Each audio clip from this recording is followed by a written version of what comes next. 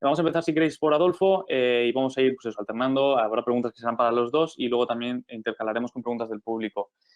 En primer lugar, pues bueno, hace unos meses se hablaba de que el mercado americano pues, está en máximos históricos, en líneas generales, que todos los mercados estaban sobrevalorados y que obviamente pues, con las caídas que hemos sufrido en los mercados durante estos meses, podríamos ver que a nivel de precio ya se ha corregido toda esa sobrevaloración que estaba habiendo en los mercados. ¿O creéis que de la misma manera que ha habido una caída, puede haber una revalorización en los próximos meses? Recordemos que el S&P 500 llegó a caer un 30% desde máximos y ha recuperado ya pues, aproximadamente un 15%.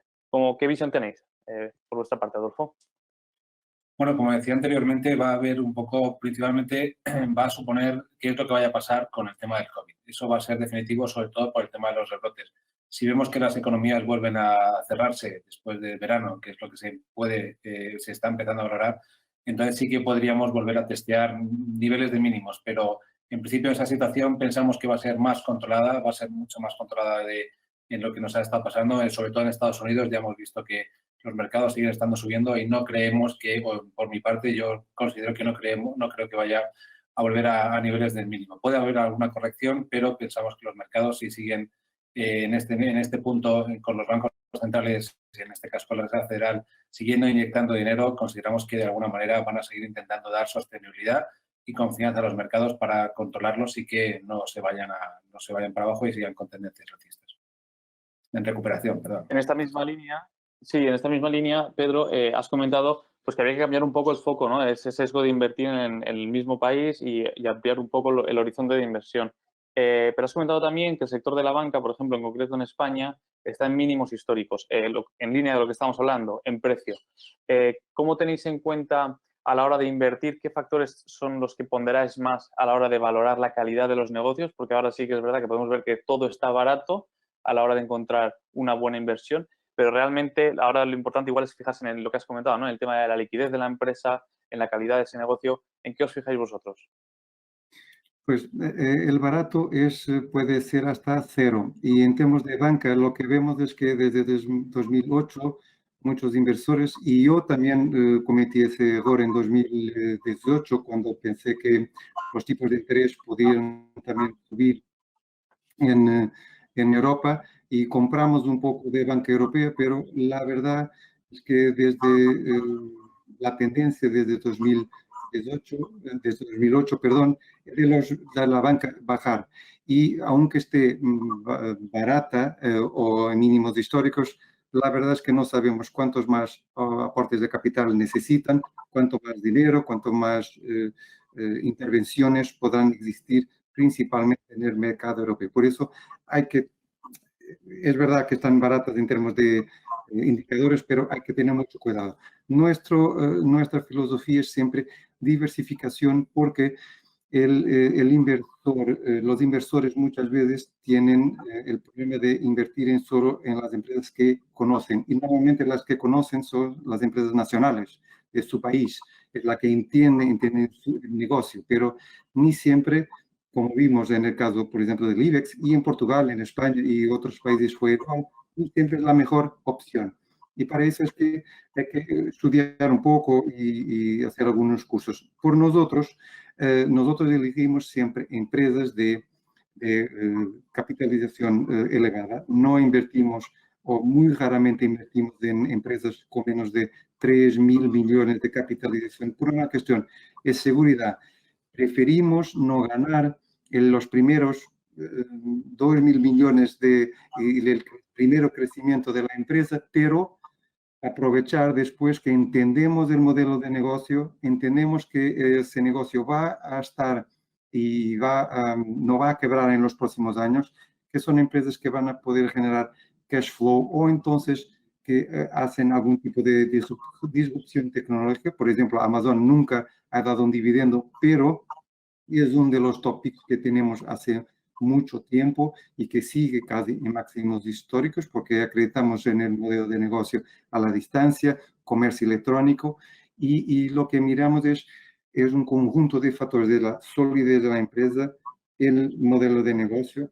Pensamos en 10 años estará en el mercado o fue adquirida, porque si hay una adquisición también nos puede gustar la empresa o la perspectiva de fusiones en el sector desde que se críe valor, porque una vez más las fusiones en el sector financiero no son buenas. Cuando juntamos dos cosas que no son buenas, no tenemos una buena, porque en caso del sector financiero es distinto. Pero, por ejemplo, sector de lujo nos gusta, farmacéuticas, salud, salud, consumo discrecionario, tecnología, todo lo que tenga que ver con teletrabajo, comunicaciones a la distancia.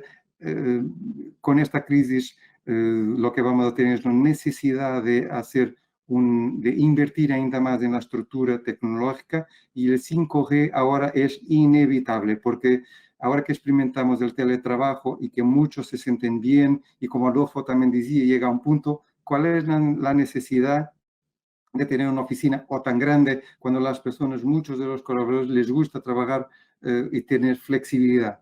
Y todo esto va a traer un nuevo modelo de negocio, y nosotros lo que buscamos es oportunidad en estas empresas. Muy bien, muchas gracias, Pedro. Ahora la siguiente pregunta va en relación a, bueno, el avance de toda esta situación del coronavirus, pues ha provocado que a nivel de los países, de distintos países de Europa, varios gobiernos han reclamado pues, medidas de estímulo, ¿no? Como habéis estado comentando, y entonces, de entre los países a favor de los conocidos como coronabonos, se encuentra España, Francia, Italia y otros países. Entre los países en contra encontramos Alemania, Países Bajos y países nórdicos. Me gustaría preguntaros, ¿qué opinión nos merece el tema de los coronabonos? Empezamos, si quieres, con Adolfo, más a visión macro. ¿Qué implicaciones puede tener esto en las carteras? Y luego, Pedro, en concreto, ¿lo veis una alternativa viable para invertir?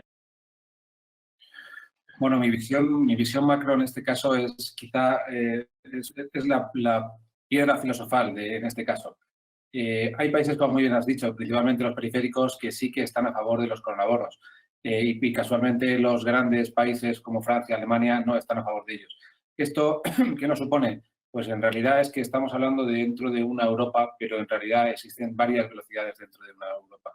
Estamos hablando que un europeo es el mismo un alemán, que un francés, que un portugués, que un español, pero la realidad es que los países y las gestiones de esos países son totalmente distintos. Por esa razón, cada uno de los países al final está apostando de alguna forma por cada uno de sus intereses, porque las realidades son totalmente distintas. Hemos visto en crisis anteriores, como ocurrió con Grecia, que tuvimos que rescatarla, que al final era un tema más político que otra cosa, porque considerábamos que Grecia era el 2% del Producto Interior Bruto de toda la Unión Europea, y por esta razón es las diferencias existentes que hay a la hora de estar a favor o en contra de los famosos coronabonos. Por esa razón, España sí que está a favor, porque desde luego interesaría, pero hay otros países, principalmente como los que tienen más capacidad productiva, como puede ser en este caso Alemania, que no están de acuerdo. Pero principalmente es por eso, porque existen dos tipos dentro de una misma Unión Europea, desde mi punto de vista, dos tipos de realidades y dos tipos de velocidades y dos tipos de países dentro de la Unión Europea. Pues desde mi parte yo creo que el Corona Bonds no iba a funcionar, y en este momento no interesa por una razón muy simple. No tenemos integración europea suficiente, ni tampoco un orzamento europeo, y no es posible pensarmos o imaginarnos que todo va a ser muy bonito y todo se va a arreglar con Corona Bonds, cuando la realidad es que no hay, cada vez hay menos confianza en la zona euro y su capacidad de respuesta. En esta crisis, nosotros lo que asistimos en la tele es que tuvimos que importar, y Italia, por ejemplo, tuvo que recibir aviones con material médico de China.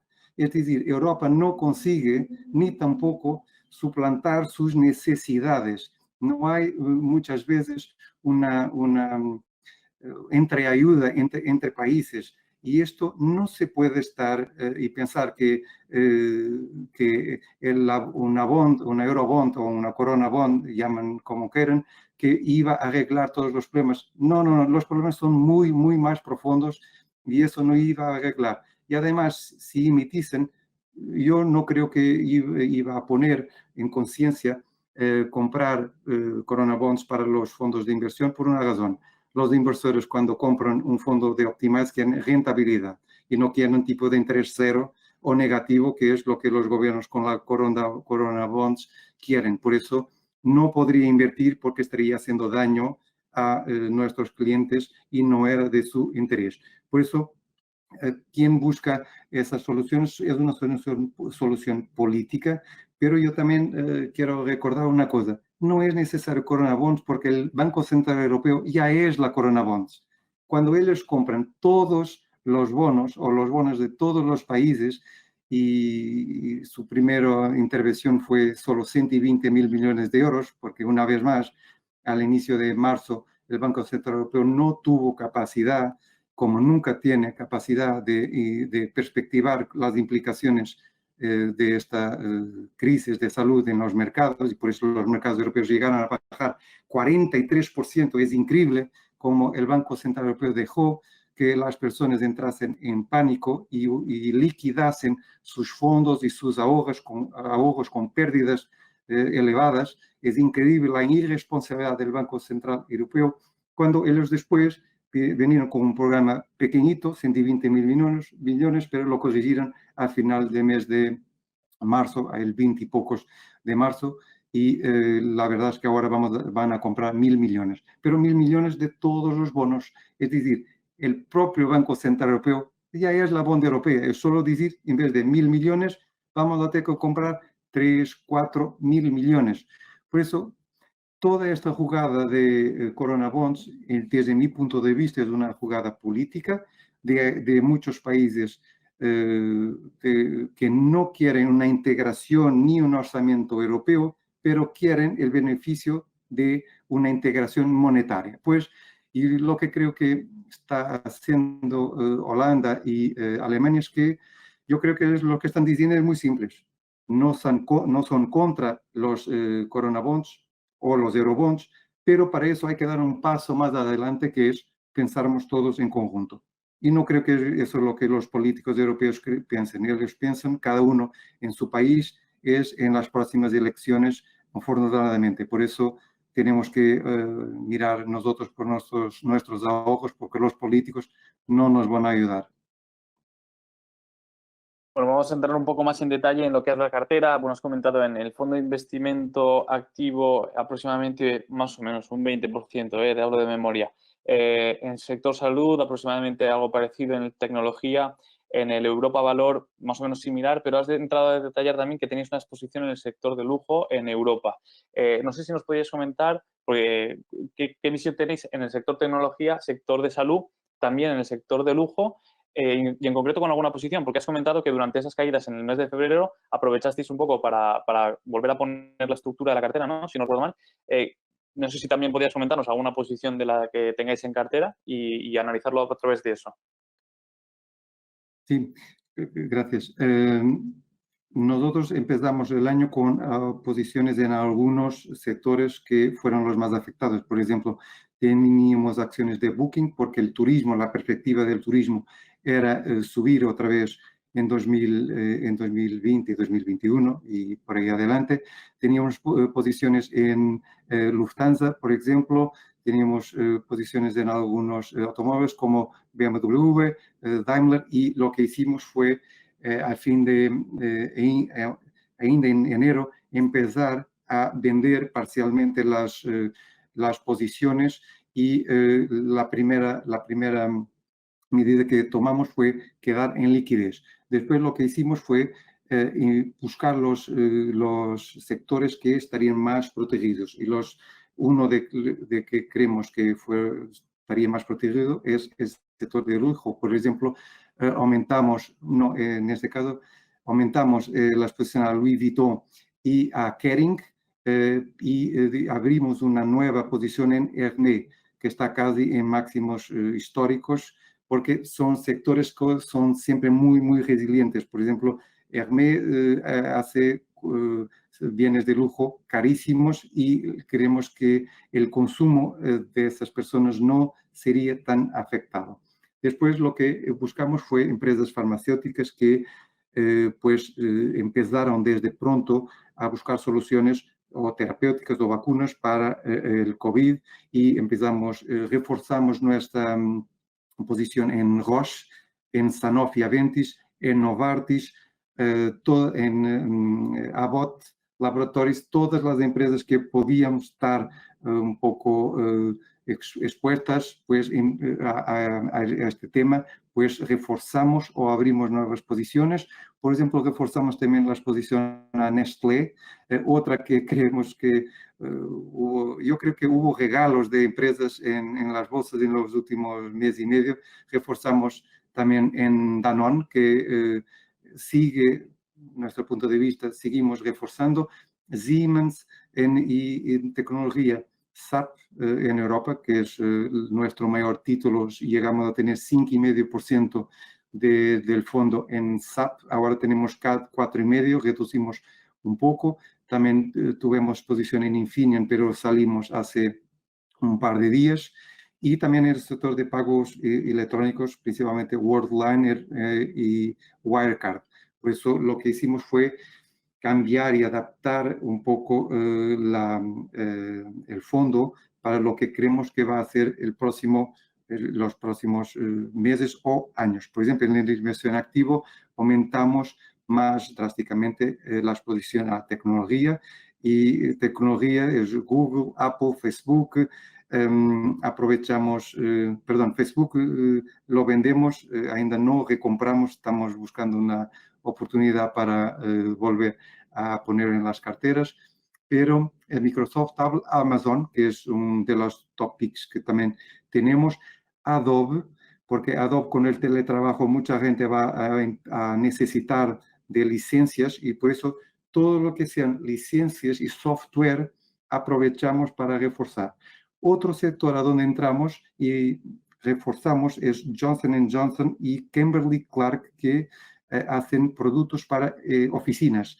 Es decir, creemos que con toda esta crisis de salud, muchas cosas van a cambiar en las oficinas y van a tener que tener más otro tipo de apoyos y de higienización que estas empresas hacen. Y por eso aumentamos la exposición y creemos que esa es una tendencia para los próximos años. Muy bien, muchas gracias. Nos plantean otra pregunta, más o menos lo hemos contestado. En este caso, para Adolfo, ¿consideráis que se ha descontado con todo el parón del COVID en los mercados toda esta crisis que estamos viviendo? O quizás por la inyección de liquidez que se está creando una posible burbuja que estallará en el medio y largo plazo? No, hay una gran parte del mercado que sí que lo ha descontado. Los datos a nivel macro, los datos que intentaba exponer antes en mi presentación son datos que los que ya venían descontados en principio hasta el mes de junio. Es a partir de ahora cuando tenemos que volver a ver cómo se van a comportar los mercados, pero en base un poco a la exposición que estamos teniendo, no consideramos que desde luego vayamos a volver a mínimos en los mercados, y sí que pensamos que de alguna forma esto se puede mantener con algún tipo de corrección, pero si las cosas se están dando desde un punto de vista formal y racional, los mercados pueden seguir de alguna manera yendo hacia arriba. Además, precisamente es parte de la exposición que decía Pedro Lino, yo creo que lo ha explicado con claridad, en el que no vamos a esperar una bajada de los mercados de nuevo a intentar testear los mínimos, y en esa exposición en la que nos encontramos. Muy bien, una pregunta que me parece muy interesante. ¿Es lo mismo flexible que diversificado? No sé, cualquiera de los dos me vale que me la contestéis. Pues son complementarios. Flexible es decir que podemos estar desde 0 a 100% expuestos en acciones, y eso es distinto de diversificación.